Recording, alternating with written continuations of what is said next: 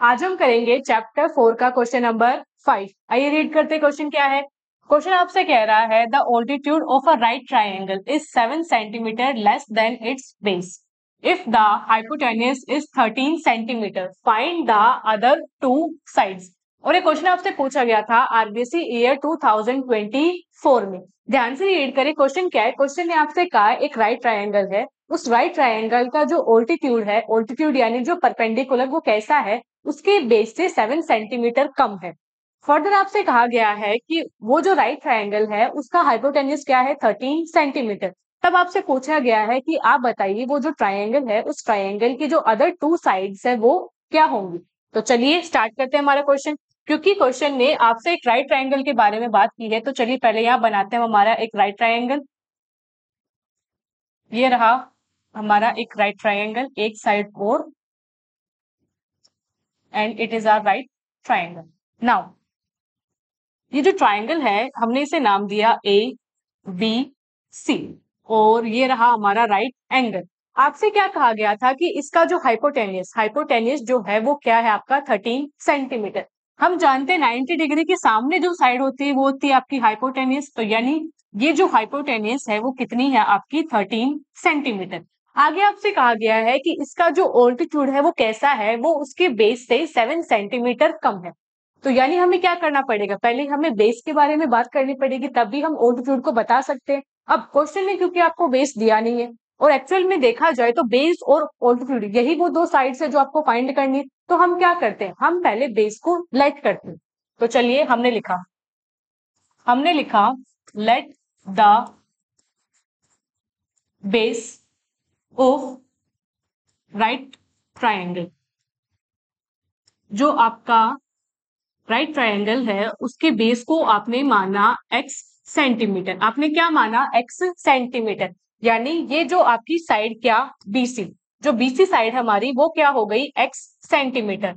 Now question ने कहा था कि जो ऑल्टीट्यूड है, ऑल्टीट्यूड क्या है, बेस से 7 सेंटीमीटर कम, लेस देन उसने कहा है। तो यानी कि ये जो आपकी ऑल्टीट्यूड है वो बेस से 7 सेंटीमीटर कम, यानी 7 सेंटीमीटर कम होने का मतलब था x माइनस 7।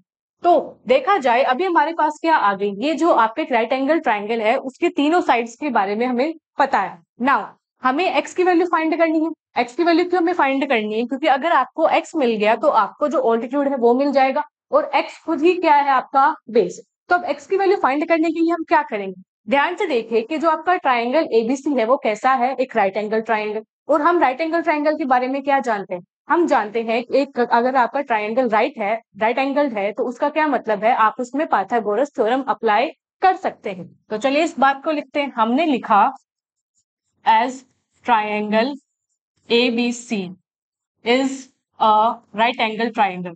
जो ट्राइंगल आपका ABC है वो आपका कैसा है, एक राइट एंगल ट्राइंगल है। Hence, by using Pythagoras theorem. Hence, by using Pythagoras theorem. So Pythagoras theorem का यूज करने पे हम जानते हैं पाइथागोरस थ्योरम आपकी क्या होती है, वो होती है आपका hypotenuse square is equals to perpendicular square plus base का स्क्वायर। यहाँ पे हाइपोटेन्यूज क्या है आपका 13, तो हमने लिखा 13 का square is equals to perpendicular का स्क्वायर, परपेंडिकुलर यानी ऑल्टीट्यूड जो अभी आपकी क्या है x माइनस 7, तो आगे हमने लिखा x माइनस 7 का स्क्वायर। आगे आता है आपका बेस का स्क्वायर, बेस क्या हमारा x, तो हमने क्या लिखा x का स्क्वायर। अब हमें क्या करना है, ये जो आपकी इक्वेशन बनी है इसे सोल्व करना है, और सोल्व करते हुए x की वैल्यू फाइंड करनी है। ठीक है, तो चलिए सोल्व करते हैं इसे।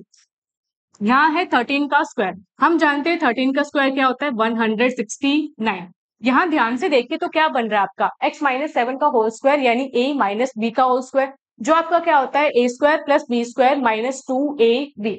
यहाँ पे a की जगह क्या है x, तो यानी यहाँ का क्या बनेगा x square plus b square, b की जगह 7 है तो आपका बना प्लस 7 स्क्वायर जो होता है 49, माइनस में होता है 2ab, यानी 2 इंटू एक्स इंटू 7, जो कि हो गया आपका 14x। यहाँ पे x के होल स्क्वायर को आप कैसे लिख सकते हैं, x का स्क्वायर। हम देख पा रहे हैं यहाँ क्या बनी है, क्वाड्रेटिक। तो अब क्या करते हैं, इस क्वाड्रेटिक को थोड़ा रीअरेंज करते हैं, कैसे, इस कांस्टेंट टर्म को उठा के हम वहां लेके जाते हैं। तो चलिए यहाँ पे क्या था, x square plus x square, ये क्या हो गया आपका 2x स्क्वायर। नाउ अब हम जानते हैं कि जब आप एक क्वाड्रेटिक लिखते हैं तो क्या पहले आप लिखते हैं स्क्वायर वाले टर्म, फिर आप लिखते हैं आपके एक्स वाले टर्म, फाइनली हम क्या लिखते हैं आपका कांस्टेंट। तो अभी हमने क्या लिखा पहले, ये आपकी जो एक्स की टर्म आपकी क्या है माइनस का 14x प्लस का है आपका 49। हम कह रहे थे कि जो 169 है उसे उठा के आप लेके आएंगे आरएचएस में, तो जैसे आप इसे आरएचएस में लेके आएंगे तो ये किसका हो गया माइनस का। तो चलिए इसे आगे और सोल्व करें। तो यहाँ है आपका 2x स्क्वायर, यहाँ है आपका माइनस का 14x प्लस 49 माइनस 169 करने पे आंसर आता है हमारा माइनस का 120 और ये किसके इक्वल हो गया 0 के। अभी हम ध्यान से देख पा रहे हैं कि ये एक ऐसी क्वाड्रेटिक है जिसमें से अभी भी आप 2 कॉमन कर सकते हैं। कैसे, यहाँ पे ऑलरेडी 2 है, 14 को आप कैसे लिख सकते हैं 2 इंटू 7, 120 को आप कैसे लिख सकते हैं, आप इसे लिख सकते हैं 2 इंटू 60। तो चलिए क्योंकि यहाँ सब में 2 है तो हम क्या करते हैं 2 को यहाँ कॉमन करते हैं और उसे 0 के डिवाइड में भेज देते हैं। तो जैसे आपने 2 को कॉमन किया तो यहाँ रहा आपका एक्स स्क्वायर, 14 को लिखा जा सकता था 2 इंटू 7, तो यहाँ भी आपका क्या बचा माइनस का 7x। 120 को लिख सकते थे आप 2 इंटू 16, 2 कॉमन हो गया तो यहाँ क्या बचा माइनस का 60 इज इक्वल्स टू 2 को भेजा था आपने 0 के डिवाइड में तो वो क्या हो गया हमारा 0। यानी यहाँ हमारे जो क्वाड्रेटिक है वो आपकी क्या बनी x square minus 7x minus 60 is equals to 0। अब हम क्या करेंगे इस क्वाड्रेटिक को सोल्व करेंगे और यहाँ से x की वैल्यू फाइंड करेंगे। तो चलिए देखते हैं। जो आपकी क्वाड्रेटिक थी वो थी आपकी एक्स स्क्वायर माइनस का 7x माइनस का 60 इज इक्वल्स टू 0। हम जानते हैं क्वाड्रेटिक को सोल्व करने का जो एक मेथड है वो क्या है आपका स्प्लिटिंग द मिडल टर्म। उसमें क्या करना है, यानी हमें ऐसे दो नंबर फाइंड करने हैं जिन्हें अगर आप आपस में मल्टीप्लाई करेंगे तो आंसर आपका क्या आएगा माइनस का 60, क्या आएगा आपका माइनस का 60। और अगर आप उन दोनों नंबर को ऐड करेंगे तो आपका आंसर क्या आएगा माइनस का 7। ऐसे दो नंबर कौन से, ऐसे दो नंबर हैं आपके माइनस का 12 और प्लस का 5। कैसे, अगर आप माइनस 12 इंटू 5 करते हैं तो हमारा आंसर आता है माइनस का 60 और अगर आप minus 12 plus 7 sorry minus 12 plus 5 करेंगे तो आपका आंसर क्या आएगा, आपका आंसर आएगा माइनस का 7। यानी वो जो दो नंबर थे हमारे वो दोनों नंबर क्या है आपके माइनस का 12 और प्लस का 5। तो अब हम क्या करेंगे, हम जो माइनस 7 उसे कैसे लिखेंगे, आप लिखेंगे उसे माइनस 12 प्लस 5। तो कैसे, देखिए आगे हमारा जो स्टेप है वो कैसा दिखेगा एक्स स्क्वायर माइनस 7x को आप लिख सकते हैं माइनस का 12x प्लस का 5x माइनस का 60 इज इक्वल्स टू 0। हम ध्यान से देख पा रहे हैं कि ये जो आपकी फर्स्ट टू टर्म्स है उन दोनों में क्या कॉमन है, उन दोनों में कॉमन है आपका x। तो चलिए x को किया आपने कॉमन तो यहाँ क्या बचा आपका x, x यहाँ बाहर चला गया तो यहाँ बचा माइनस का 12। इन दोनों टर्म में आपको क्या कॉमन दिख रहा है, इन दोनों टर्म्स में कॉमन है 5। कैसे, देखिए यहाँ ऑलरेडी 5 है, 60 को आप कैसे लिख सकते हैं 12 इंटू 5, तो दोनों में 5 कॉमन है, उस 5 को हम बाहर लेके आते हैं तो प्लस 5 को आपने बाहर किया, यहाँ पे आपका क्या बचा x, यहाँ बीच में रहा माइनस 60 को आपने कहा आप लिख सकते हैं उसे 5 इंटू 12, तो यहाँ क्या बचा आपका माइनस का 12, किसके इक्वल हो गया है ये 0। ठीक है, अगर हम ध्यान से देखें तो यहाँ पे भी x माइनस 12 है, यहाँ पे भी x माइनस 12 है, तो हम क्या कर सकते हैं x माइनस 12 को दोनों टर्म्स में से कॉमन कर सकते हैं। चलिए अगर आपने x माइनस 12 को कॉमन किया तो यहाँ क्या बचा आपका x, यहाँ क्या बचा आपका प्लस का 5 और ये किसके इक्वल हो गया 0 के।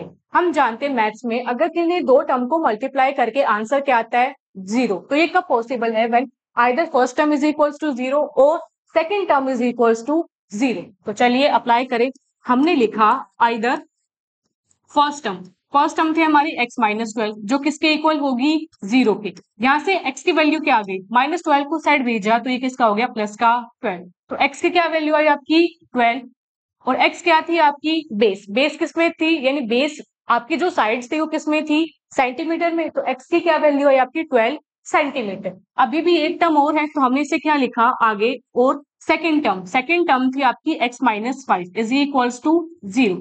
यहाँ से जो x है x आपका क्या निकल के आएगा, सॉरी यहाँ था आपका x प्लस 5, तो यहाँ से आपका x क्या निकल के आएगा, यहाँ पे आप जो 5 है उसे कहाँ भेजेंगे आरएचएस में, जब 5 आरएचएस में जाएगा तो किसका हो जाएगा आपका माइनस का, तो x जो है वो क्या निकल के आया माइनस का 5 सेंटीमीटर। हम जानते हैं जो x है x आपका क्या था, जो राइट एंगल ट्राइंगल उसका बेस था यानी एक साइड है, हम जानते हैं साइड कभी भी नेगेटिव नहीं हो सकती, क्योंकि साइड आपकी कभी भी नेगेटिव नहीं हो सकती, यानी x की ये वैल्यू हमारे किसी काम की नहीं है।